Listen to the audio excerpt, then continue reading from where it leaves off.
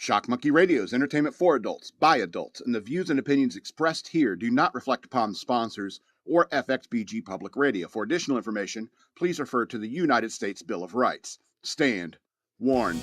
Tune the madness down the rage. The world's a jungle stage by stage.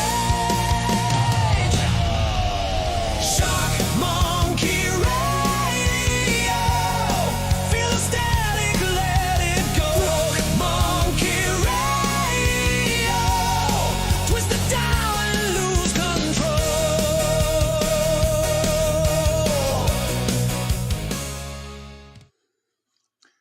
The scratch lottery tickets, they haunt me. They haunt me. You know, my lucky numbers never win. And even the numbers that come up, they never match any of my numbers. It's like the state of Virginia is taking my money and then for good measure giving me one of those, you know what I mean? And I guess I shouldn't be surprised considering Abigail Spanberger's now our governor. And from what it looks like, you know, they're going to be getting our money one way or another. At least this way, I could possibly win and move to a more reasonable place in this world, like maybe Florida. But it's so damn hot. And the iguanas. Anyway, welcome to Shock Monkey Radio. I'm your host, the Madman. I have a Patreon. Go to patreon.com/shockmonkeyradio. Become a patron today. I'd very much appreciate it. I'm very broke right now, so please send me money through Cash App. Hashtag Shock Monkey Radio, all one word on Cash App. Even if you became a patron today, I'm not going to see the money till next month. Haven't been working. So over at X, you can follow me at Denalitsaw. That's the word wasteland spelled backwards, DNALETSAW. Or you can follow me on Instagram at SLRobbins13. And we're obviously broadcasting live on Shock Monkey Radio Redux on Facebook. Yeah, it's been a couple weeks since we talked to each other. We were all snowed in here. It's not like the snow was deep.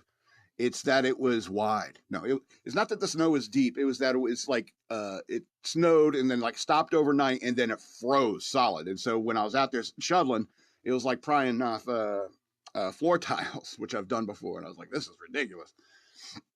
And so, yeah, it was like ice. It was like rock. And it was awful. So I had to stay home and I had to do some, I did like 5 videos last week anyway, but it was just me watching body cams and the horse watch #2, which you should watch. I'm trying to get the word out there about horses. So you should check that out. Yeah, so yeah, somebody was like, hey, sorry you're not having a show, but we're locked in too. Can you make some content for us? I was like, yeah. Well, I wasn't working. Didn't work for a whole week. Hashtag Shock Monkey Radio.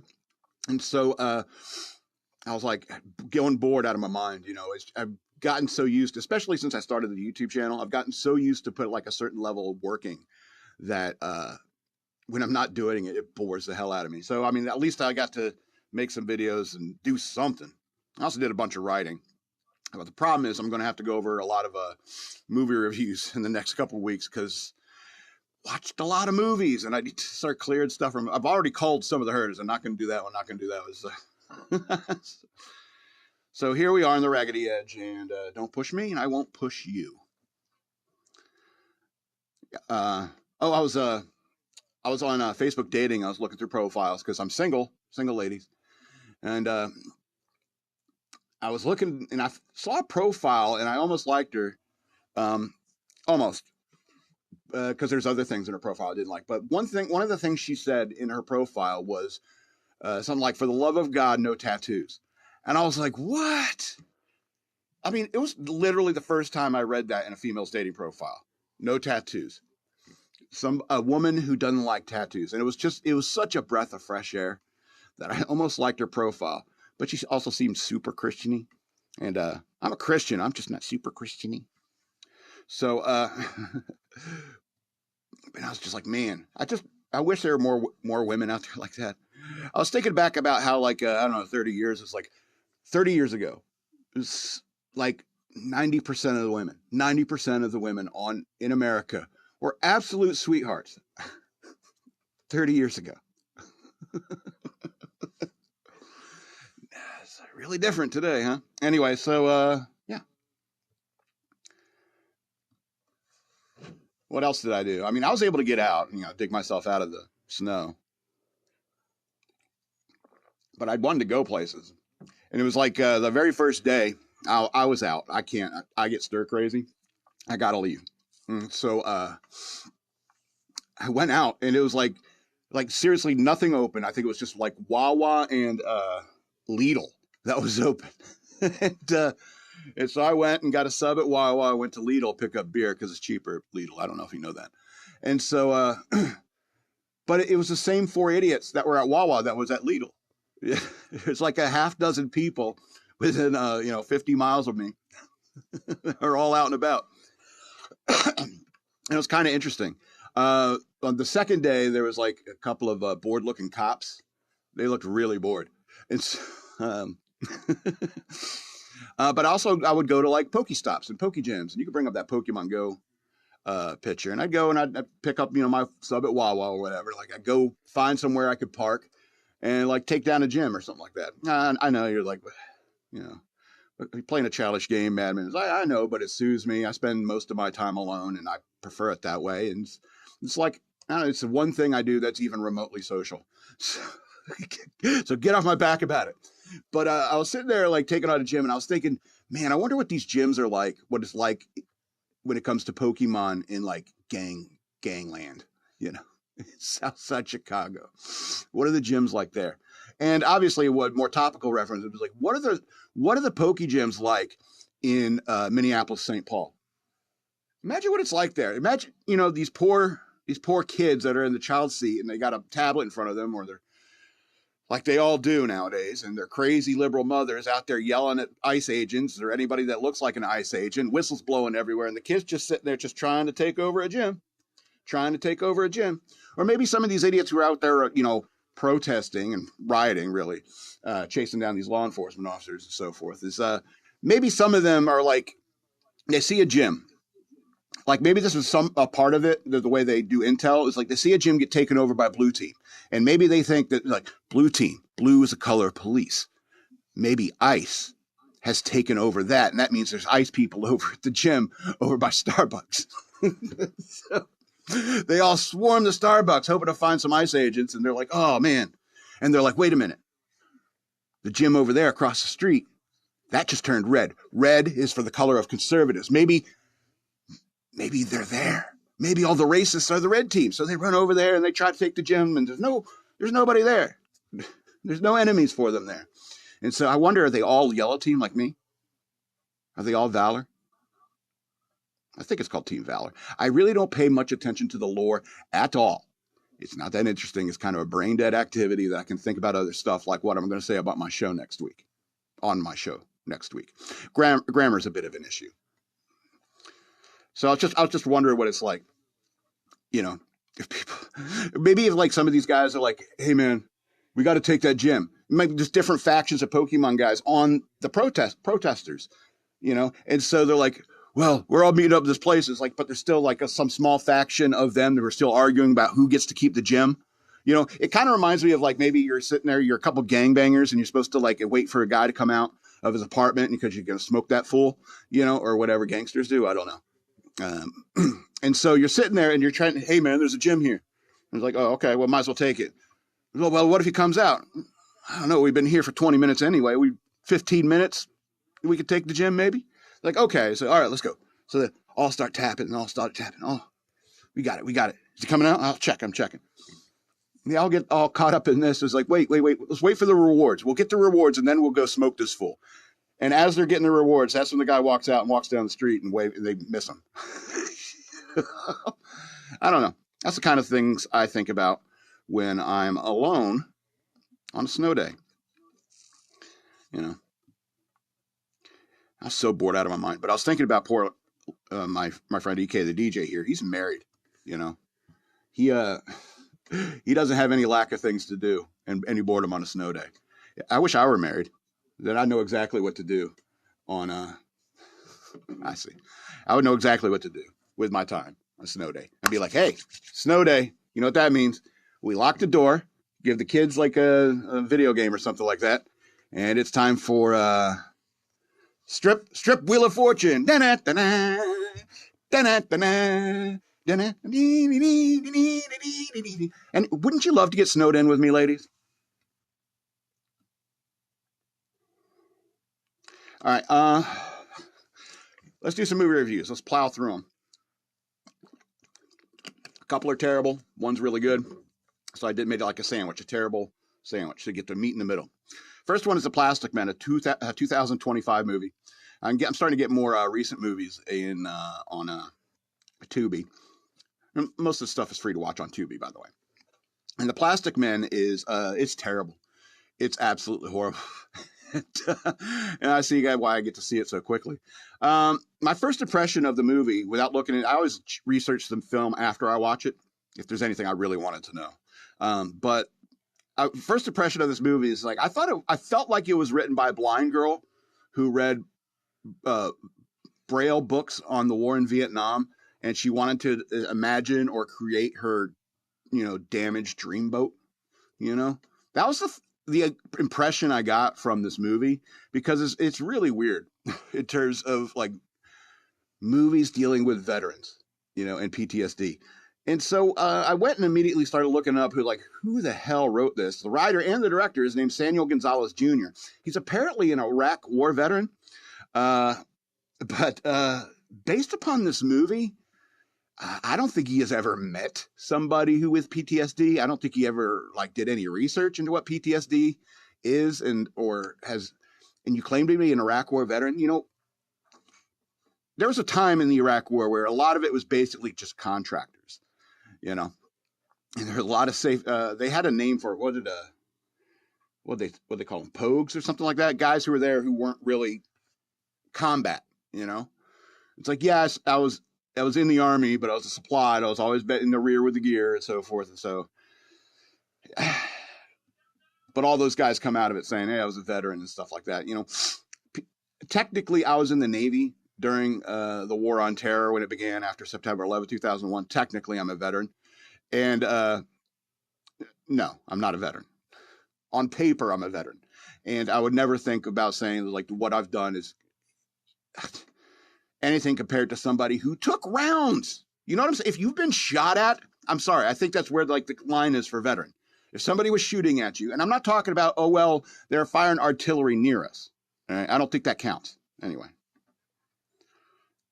It was in the green zone. I don't care. Unless you're in somebody, the enemy's sights, right down the barrel.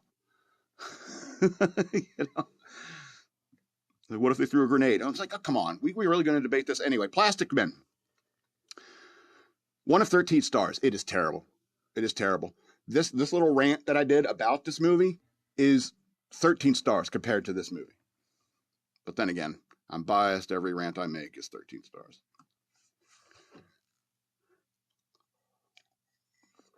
Let's go to the good. Let's go to the meat and the potatoes here.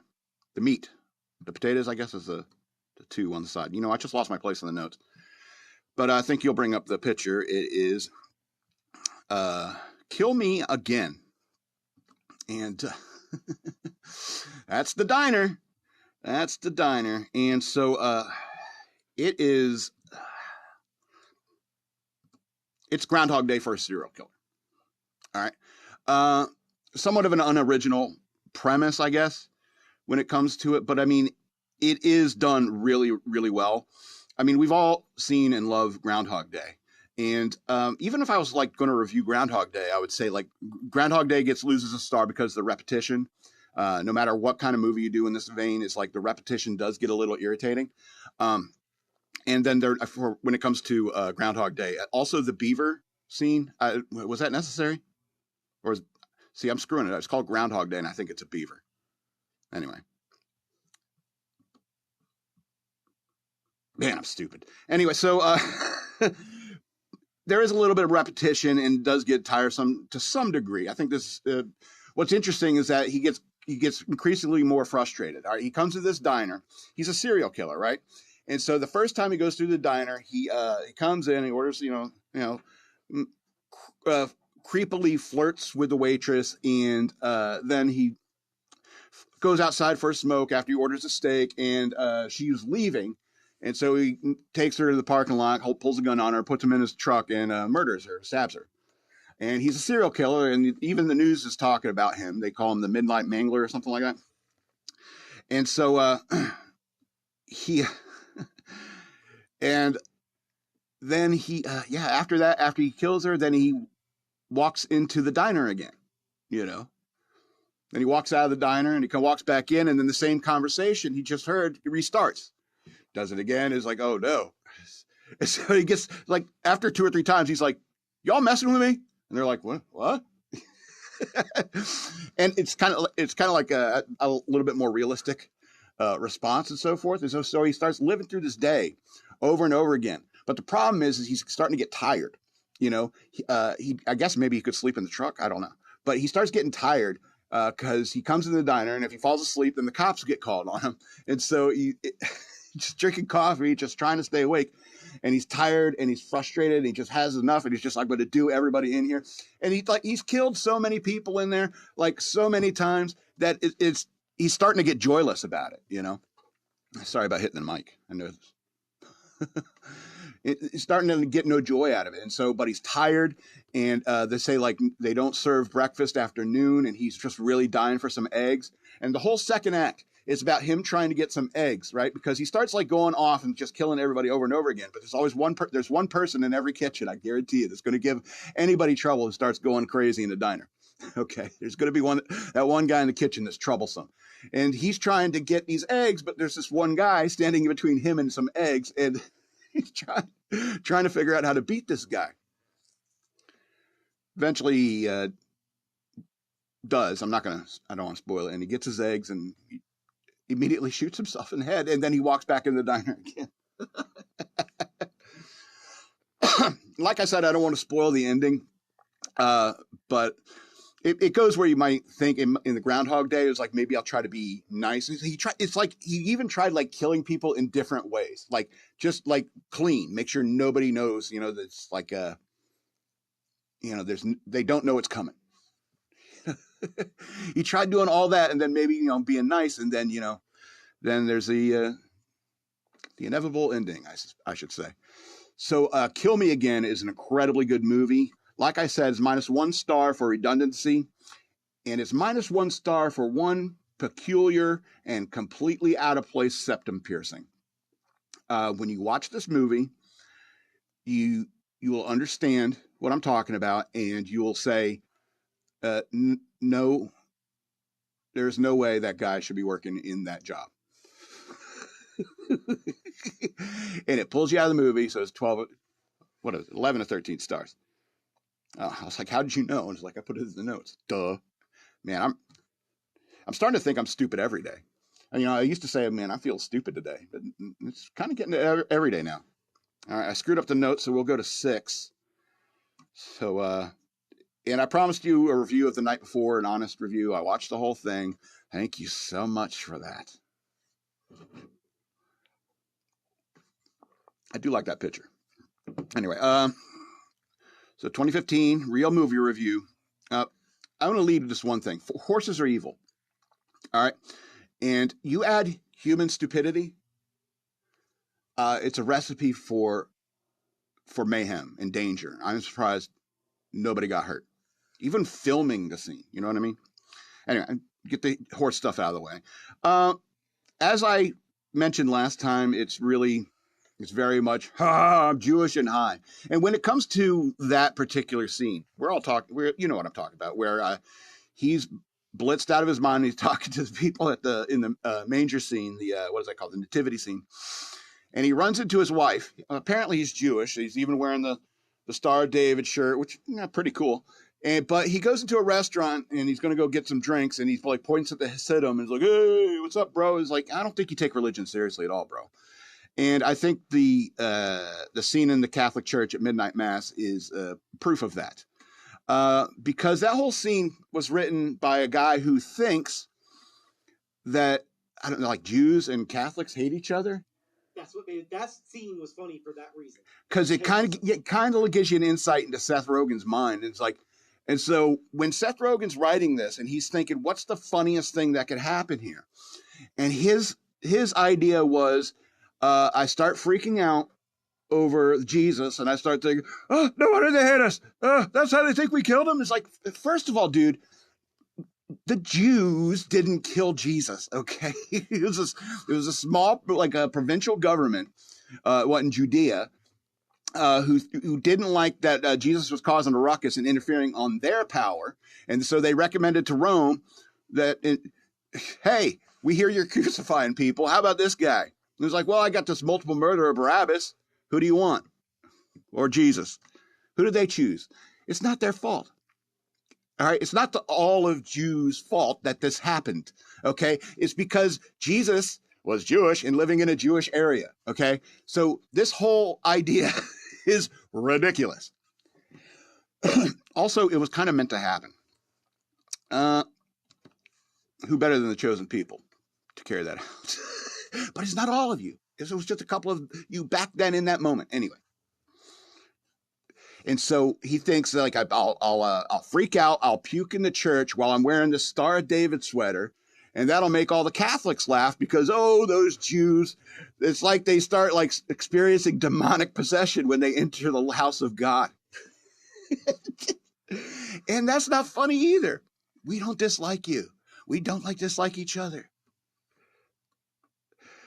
The problem isn't that you're Jewish. The problem isn't that they were Catholic. The problem is you were stoned out of your mind at a midnight mass. Idiot. Don't do stuff like that.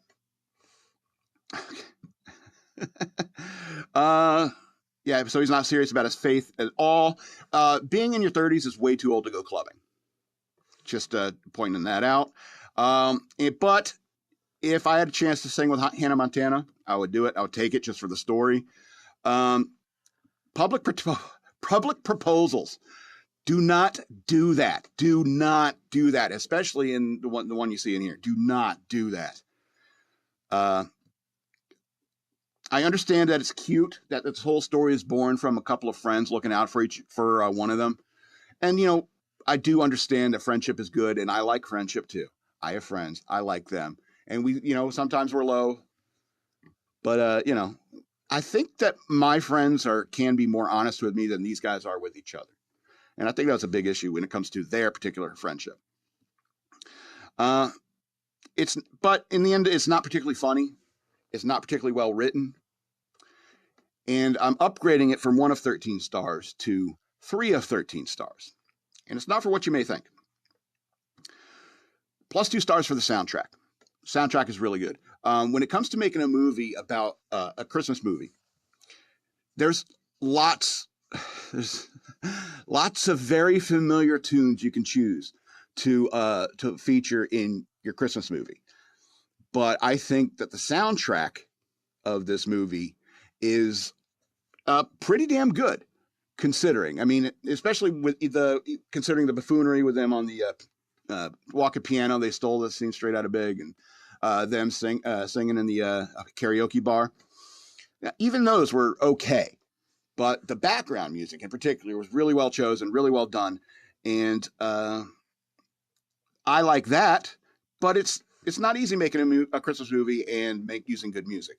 All right, but the biggest problem with it, all those gray stars you see up there, it's because there's no real character arcs for any of these people. You know, it's like, I shouldn't rush into any relationship, you know, head first.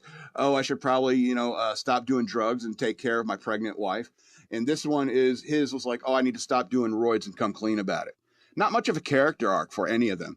In fact, the one with the greatest character arc was Mr. Green.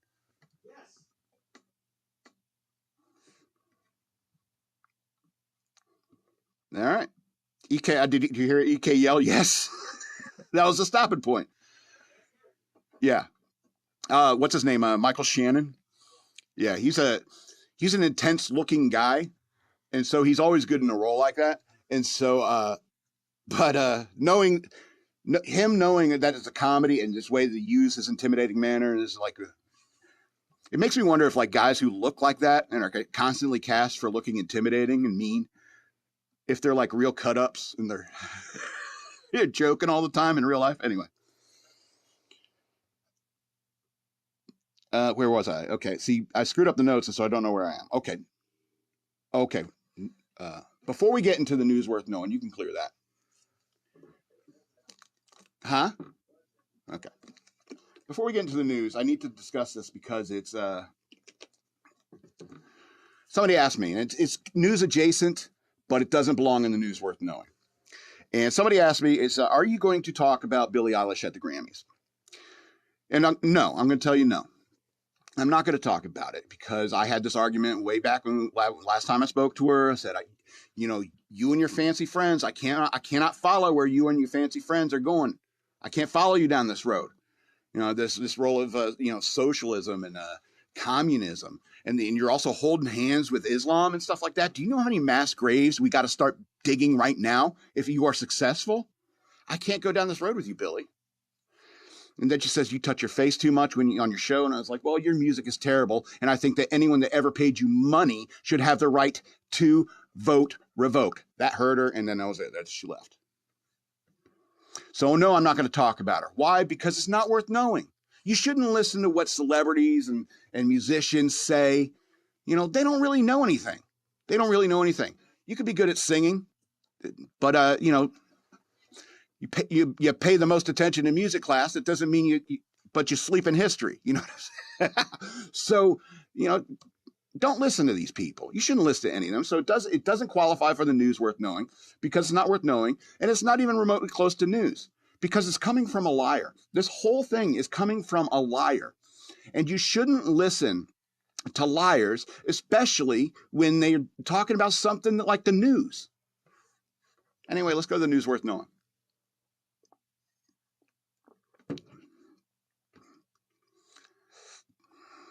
All right. So hopefully, justice moves slowly, I guess. I wish it would move faster. But Charlotte rail murder suspect linked to inmate releases approved under ex-Democratic governor GOP alleges. This is exclusive to Fox News. As former Democratic Governor Roy Cooper runs for the U.S. Senate, the killing of a young woman on a Charlotte light rail train is triggering renewed scrutiny for a prison release deal approved under his administration, whether the accused killer was among those freed. Republican officials say records are raising urgent questions about whether DeCarlos Brown Jr., the parolee who charged in the fatal stabbing, of 23-year-old Irina Zarutska, God rest her soul, was tied to a 2021 COVID-era settlement that authorized the early release of or transition of 3,500 incarcerated individuals. Prosecutors say Zarutska was stabbed to death on board a Charlotte light rail train by Brown, a repeat offender with extensive criminal history who was under state supervision at the time of the attack. Case has drawn heightened attention after records were reviewed by Fox News Digital provided by Republican officials appear linked to link Brown to the 2021 settlement, which was negotiated between Cooper's administration and the civil rights group amid concerns over COVID-19's conditions in state prisons. All right, so we need to forget, and I kind of want to rush through the news. It bores me. It's because it's kind of like the same thing over and over again. And this Irina Zarutska thing is it's kind of hand in hand with what's going on with ICE and so forth. It's like we're not being serious about people who are breaking the law, and we're like, oh, well, the COVID-19, we got to kick people out of prisons. It's like, what are you talking about? Don't do that, especially if they have a criminal history like this DeCarlos Brown Jr. guy. Don't do that. It's so absurd. It's like people lost their mind around COVID, and I really don't get it. It's like I said back then. You can go back and watch. It's like I felt like the hypochondriacs had taken over the world, become a totalitarian thing. And honestly, that scares me, especially with what's going on in like places like the way we're not dealing with crime, the way we're not dealing with these people impeding ICE. It scares me, that kind of world. That's why I'm hoping for that scratch your ticket, make some money, and go down to Florida. I'm not looking forward to the heat, though. We need to remember who the real victims are and who the real criminals are. And if you're the kind of politician who releases criminals, it's like, well, we don't want criminals to get sick. Screw criminals getting sick. We're already paying for their medical care anyway. So let them be sick in prison. And maybe that was their argument. Well, we're going to be paying for their medical care if they stay here. That is not a good argument to, to release violent criminals. It's a better argument for capital punishment, more extensive use of the capital punishment. Anyway, let's go to the next story. 21-year-old Minnesota church attendee reveals leftist agitators are still harassing the faithful. It's a spiritual battle. First on Fox, Caleb Phillips, 21-year-old regular attendee of City's Church in St. Paul, Minnesota, said that leftist agitators have continued to harass and heckle congregants going to services in the last 2 Sundays following their disruption of a service on January 18th.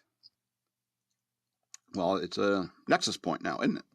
He said that he sees the hatred being spewed on him and other congregants as a form of a spiritual battle against the church. That's the right way to think of it.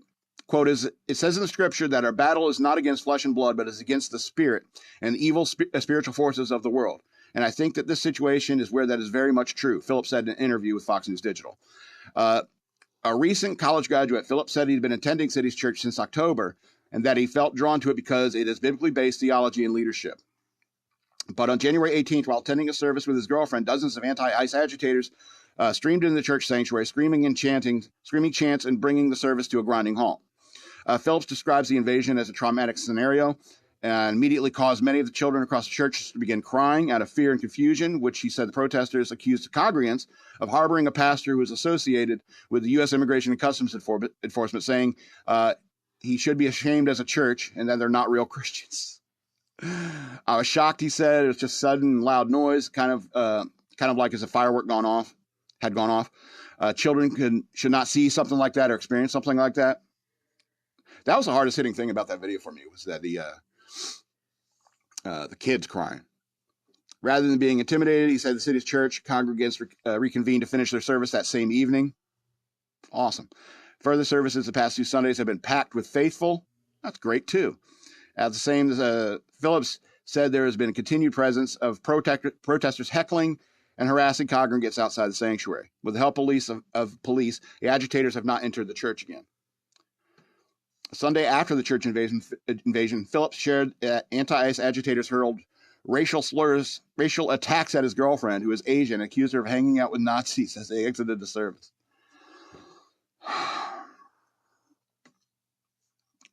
That's how confused these people are. You see an Asian girl coming out of a church, and you're like, well, you're clearly racist, right? You're a white supremacist. It's like, it doesn't make any sense. It doesn't make any sense. You know, it's the hatred of God. It's a hatred of daddy. It's a hatred of daddy. That's what the whole thing is. It's like,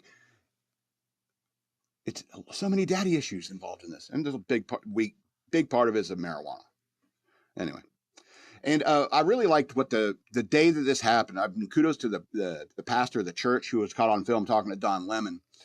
And what he said, I think he did really well by saying, Jesus is the hope for these cities. Jesus is the hope of the world. Well done. Well done. Because he is the hope of the world. And you people who are like rushing into churches saying other people aren't Christian, I don't think you understand. I don't think you spend enough time in a church. I don't think you've read the Bible enough. Anyway, let's go to this next story. It's happening here in our lovely state of Virginia, the now blue state of Virginia. Major public school board simulates parent terrorist attack after fatal accident kills student.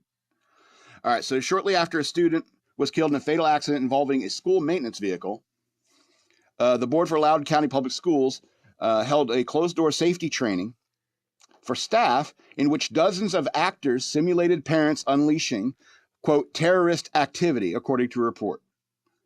Do you understand what that is?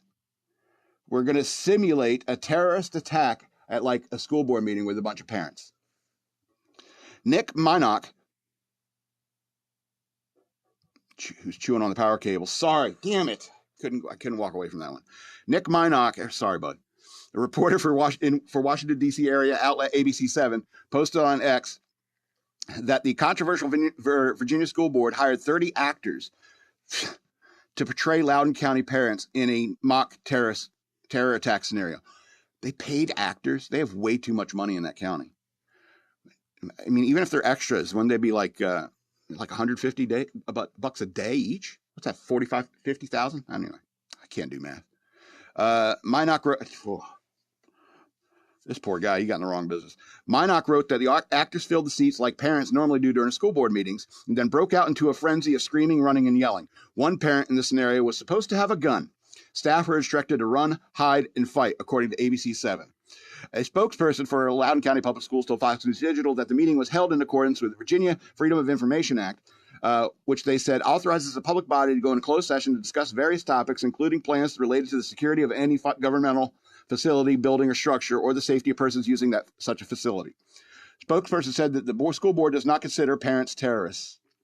Monarch said that one of the actors is supposed to portray a parent by the name of Mr. Smith. Do they have a script too? In 2021, a dad by the name of Scott Smith was arrested during a school board meeting for disorderly conduct after he erupted over the handling of an investigation into the sexual assault of his then 15-year-old daughter by a transgender identifying male student at Stonebridge High School. Smith has been pardoned by former Virginia Governor Glenn Youngkin, a Republican. Further, according to ABC 7, during the training, board chair April Chandler referred to parents as agitators and disruptors in reference to the 2025 school board meetings in which parents were outraged over LCPS suspending 2 high school boys over another transgender locker room issue. The boys were suspended for 10 days from the same high school following a Title IX sexual harassment investigation after they were filmed by a transgender identifying female expressing discomfort about her using the male locker room. The parental terror attacks training session came just hours after another student at Stonebridge High School was killed in an accident involving LCPS maintenance employee in that vehicle, according to the outlet. Maybe you should have spent money doing training there. Anyway, it goes on about how they're very stupid about this. The whole idea is that they think that the biggest threat that they face is some crazy right-winger bringing a gun to a school board meeting. And that's what they're scared of. That's what they're worried about. And it means that they're totally focused on themselves. They don't care about the kid who got ran over. They don't care about the kid. Wouldn't it be better to spend that money on trading your maintenance facility and get some backup cameras for their vehicles or something? But no, it's your crazy leftist, conspiracy theory that you're going to get some wild and crazy buck-toothed redneck come in there, start shooting. Y'all crazy, start shooting at you. But all you care about is yourselves. That's what tenure is all about. That's what the union is all about. Care about protecting yourselves, and you want to usher in Marxism, cause people to depend upon the system, and the system being public education, the government, make people dependent upon it. And they've been unbelievably successful at that. And we need to counter that. Anyway, long-term projects aside, let's go to the next story. Apparently, this is all over top of every female's feed, because I've only heard this. I had to go look for this story because I don't care. And it's not one that would be in my feed. And people, do you understand that based upon your gender, the algorithm feeds you different stuff? We each have these these little computers here, and they're recording every time you use them. Maybe your reactions, emotional reactions when viewing something. And so that's what'll pop into your feed. But it doesn't pop up on my feed because who the hell is Savannah Guthrie? NBC host Savannah Guthrie's mother taken from home as expert raises alarms and new theories amid lack of leads. Like I said, this isn't very interesting to me, but we'll go through it because it is kind of strange. This is in Tucson, Arizona. Officials there are providing a few updates on the disappearance of NBC Today co-host Savannah Guthrie's mother after she vanished from her home over the weekend in an apparent abduction. NBC Tom Winters said somebody always knows something. I guess the quote goes on, at the end of this case is an 84-year-old woman who wanted to spend the rest of her days going to church, spending time with her kids and grandkids, and now is the time to make that call. and is going to be critical in making this case. I've never seen a situation where somebody didn't know something about who was responsible for the crime. Nancy Guthrie, 84, was last seen at a Tucson residence around 9:30 p.m. on Saturday, according to the Pima County Sheriff's Department, where circumstances surrounding her disappearance have not been elaborated upon. Sheriff Chris Nanos said on Monday that we do, in fact, have a crime. Law enforcement source told Fox News Digital that we have blood drops, oh no, leading from the entryway outside the house's pathway towards the driveway. Pima County Sheriff said that in a statement that on Wednesday morning that they don't have a suspect or person of interest, shutting down unverified accusations. But I mean, do you track rumors?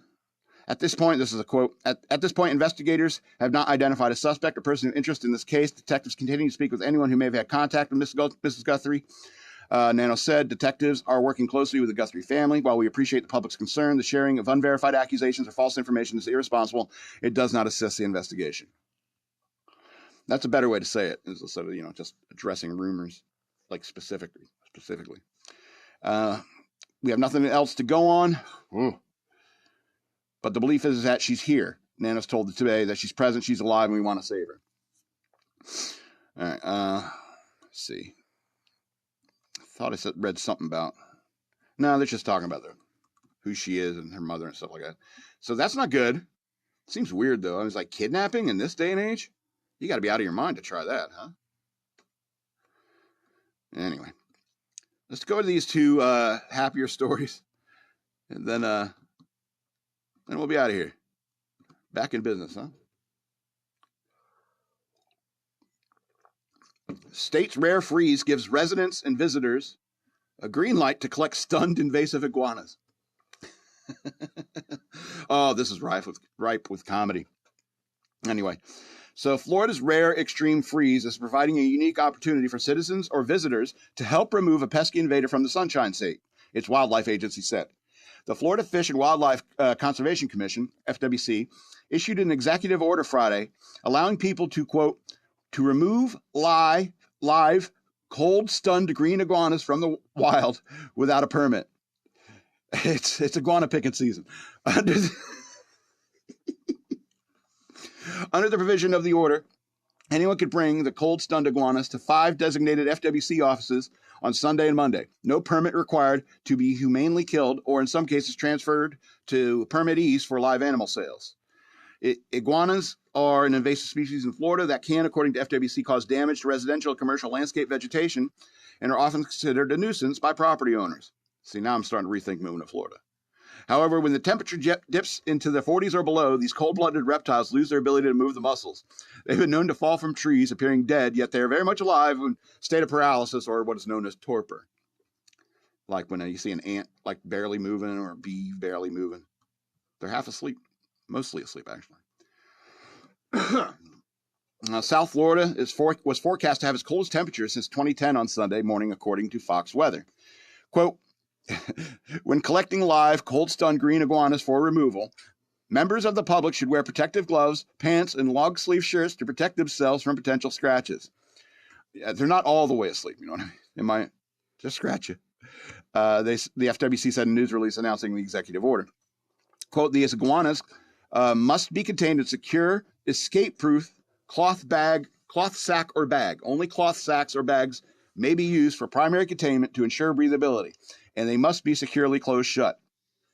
These bags should be then placed into a second secure locked transport container that is labeled prohibited reptiles, according to FWC.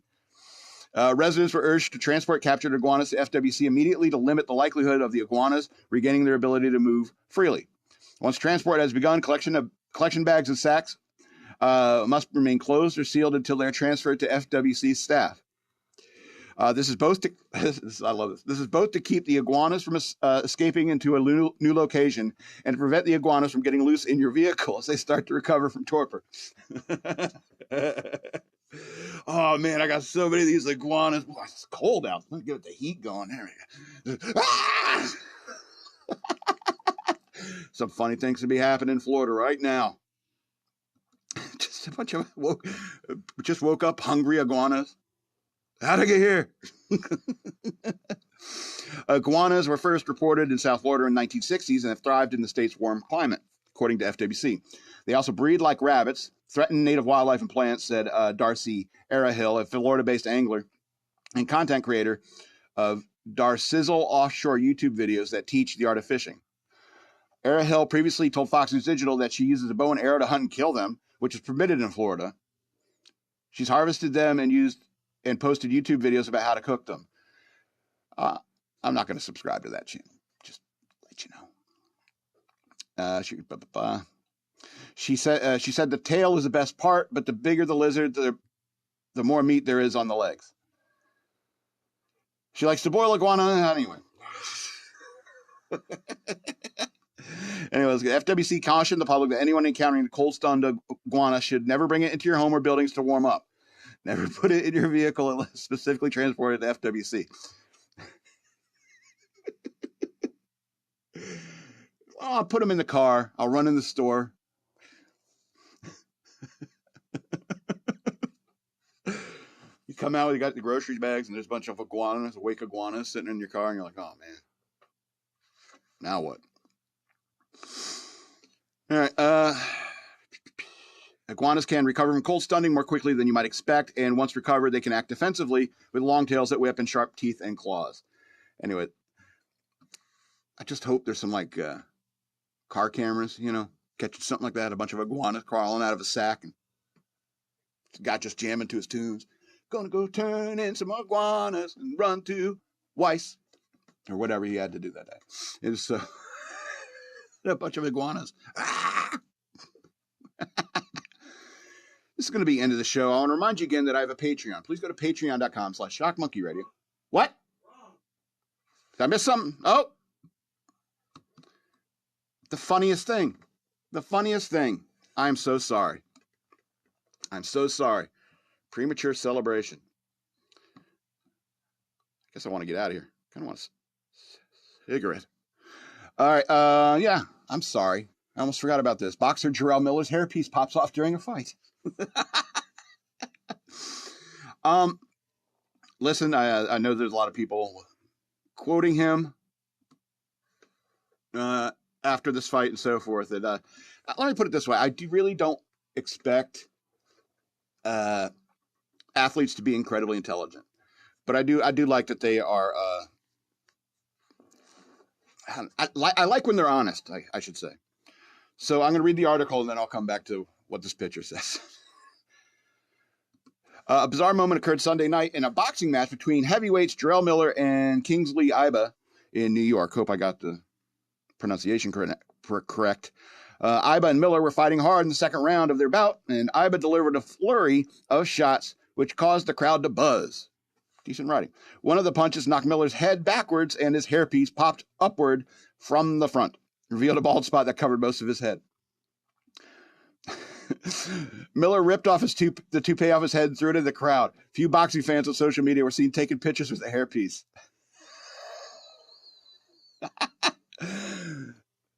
The boxer revealed that he got the hairpiece 2 hours prior to the fight after accidentally washing his hair with ammonia bleach instead of shampoo. Where's that picture again? Sorry. They said ammonia bleach, and it's ammonium. He said ammonium. But I looked it up. I mean, ammonium is like, it's kind of like ammonia. I think it has an extra hydrogen atom, but it's used in like fertilizer and like cleaning agents and stuff like that. So, I mean, it could have been like a type of shampoo, like a Nair or like hair removal that had some ammonium. I mean, he could be right. Maybe I'm the stupid one. I don't know. The boxer revealed they got a hairpiece, toothpaste, the shampoo.